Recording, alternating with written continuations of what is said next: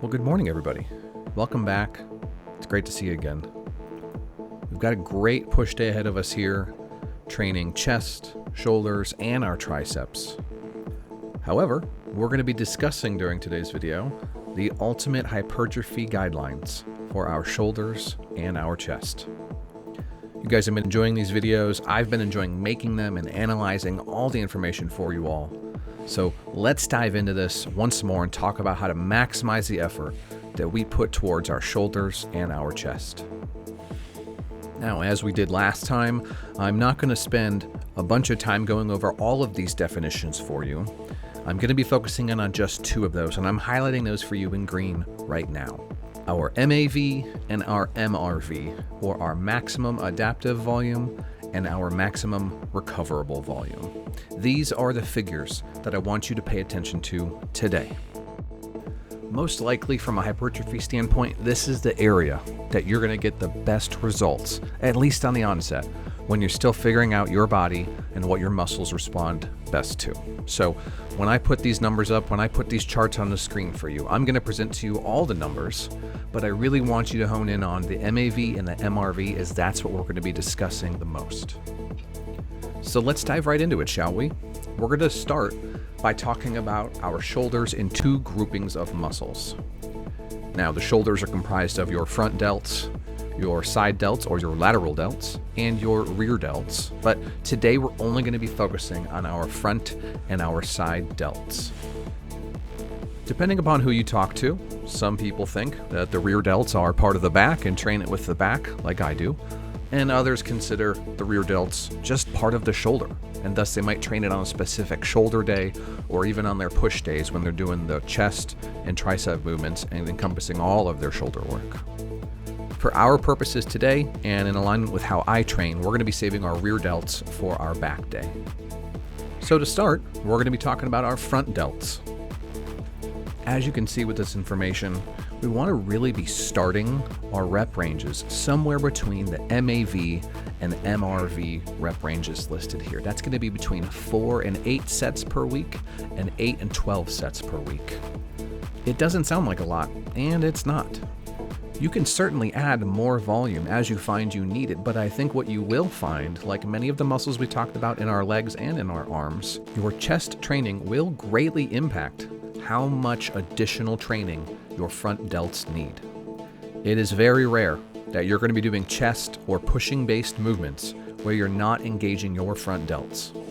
So if you're doing an incline bench or even a flat bench, even a decline bench, you're going to be incorporating your front delts and putting in volume for them right there, even though you're not isolating it. That work will ultimately tally up over the course of the week and reduce the amount of dedicated shoulder training you need to do to really do work on your front delts. Now, because we only need between 4 and 12 dedicated sets per week to these, we really only want to do one exercise per workout session just because we have low volume requirements. If you don't need to change up the exercise, why do that? Why really add additional difficulty to each of your workouts? So if you do the math, that means you're going to be doing anywhere from, let's say, literally one exercise to at most 3 separate exercises over the course of the week. You can certainly do just one exercise the entire week and keep it simple, but alternating to a different lift later on in your week, let's say you have a second push day or a second shoulder day, having that second exercise is going to allow for you to really lessen the chances of injury. You're going to be altering that movement pattern, and you're going to be helping lower the strain on any specific parts of your muscles and their connective tissues, which may be strained during exercise, and that's going to help lower the risk of injury. Especially on our shoulders, this is so important because the shoulder is comprised of so many small muscles and tendons. It's very important to keep it healthy and alternate those exercises. Now, from a rep range standpoint, they are going to benefit most from rep ranges in that 10 to 20 rep range. You could literally do 50% of your training in every week within this rep range, and then you can split that other 50% between sets of 5 and 10 or 20 to 30 to maximize your growth. With that said though, just remember that doing reps of 20 to 30 really may just tire out your delts, just like your triceps, so this could be pretty inefficient. If you're going to go for those high rep ranges, make sure you're doing your heavier reps before you do those higher rep ranges. This is going to allow you to really maximize their growth potential and not just tire them out, but really work the muscle, create those strains and those tears, and allow it to grow with as much potential as possible. Now, let's move on to our side delts. You wouldn't think there'd be a massive difference, but there is. There truly is. You're going to be needing somewhere between 8 and 24 sets per week and 24 to 30 sets per week for your MAV and MRV requirements. Now that's a really wide range, but that goes to show you how different every lifter can be, but also how much of an impact the chest work you're doing can have on those shoulders. Just like our front delts, our side delts are going to be incorporated in most of the pushing movements we're doing. You're going to want to start somewhere between your MAV and MRV, just like we've been talking about, and that's going to be somewhere between 8 and 24 sets per week and 24 to 30 sets per week if you're a little bit more experienced. Now, with these high numbers of sets that you're going to be needing, you're probably going to want 1 to 2 exercises per session, or 2 to 5 in a given week, just for variety and injury avoidance. Due to their necessary high volume requirements, you are going to need to dedicate some training volume specifically to the side delts. It's not very often you may need to dedicate training to those front delts, but your side delts are certainly going to need additional isolated training. Everyone's favorite lateral raise can really serve a purpose here, whether you're doing that with a cable machine or a dumbbell, or even some of those light, easy curl bars that you have at the gym. They're not going to need a lot of weight, and just like before, that means they're probably going to see most of your success in that 10 to 20 rep range. Now, unlike our front delts though, they really don't benefit much from heavy loads in that 5 to 10 rep range. That means you're going to see greater stimulus and growth in that 20 to 30 rep range. Thus, 50% of your weekly training could be between 10 and 20 reps, and the other 50% in that 20 to 30 rep range.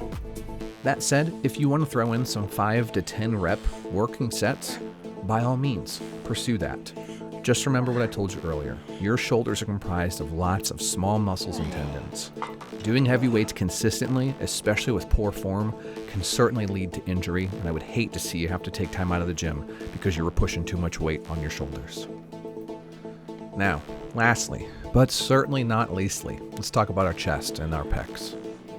Per usual, we're going to be wanting to start with our MAV or MRV rep ranges here to really figure out what our chest needs from a training perspective. That means we're going to be needing somewhere between 6 and 16 sets per week and 16 to 24 sets per week just for our chest. From the muscles we've discussed, these are fairly high ranges for the number of sets we're going to be needing per week, so we're really going to want somewhere between 1 to 3 exercises per session, and the pecs really do benefit from variety. Perhaps most importantly, they're going to benefit from a horizontal, an incline, and an isolation movement. You can think of a horizontal movement like a flat bench press, an incline movement like the incline Smith machine or an incline machine bench. And then an isolation exercise can be a number of things, from a cable fly to the pec deck to even dumbbell flies. By combining all 3 of these, you're going to hit both the clavicular and sternal head of the pec and give it as much growth as possible throughout your training. Ideally, you want to stick to 2 to 5 exercises in a given week for both the variety and the injury avoidance. And the pec is going to benefit the most from rep ranges in that 10 to 20 rep range.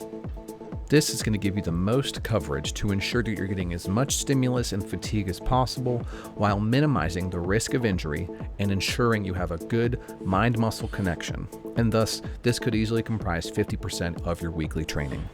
The other 50% can easily be split between 5 and 10 rep ranges and the 20 to 30 rep ranges.